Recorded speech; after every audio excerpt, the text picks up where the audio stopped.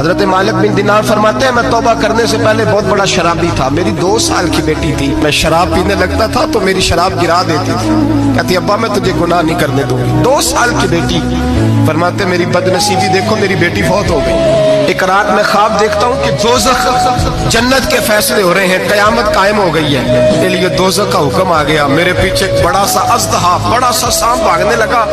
فرماتے ہیں میں دوڑتا جا رہا ہوں، ایک بزرگ نظر آئے، میں نے کہا مجھے بچانا، کہنے لگے بیٹا میں کمزور ہوں، میں نہیں بچا سکتا۔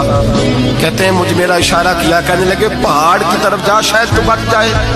کہتے ہیں میں پہاڑ کی طرف جا رہا تھا تو وہاں سے بیٹی آ رہی تھی، میری بیٹی دوڑتی آئی، میری گود میں بیٹھی اور اژدہے سے کہنے لگی دفع ہو جا، تو میرے ابو کو نہیں جلا سکتا۔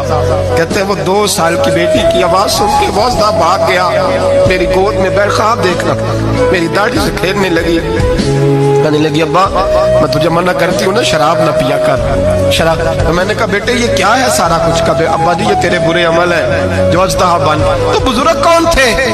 کہنے لگے بیٹے ابا جی وہ آپ کا نیک عمل ہے پر وہ کمزور بڑا تھا، آپ کو بچا نہیں سکا۔ ابا جی بس کر دیں بس کر دیں، اب آپ برے کام نہ کریں، آپ توبہ کر لیں، جو پچھلے گناہ ہو گئے میں اللہ کی بارگاہ میں سفارش کروں گی، رب آپ کے معاف کر دے گا۔ مالک بن دینار فرماتے ہیں میری آنکھ کھلی تو میں پکی توبہ کر گیا۔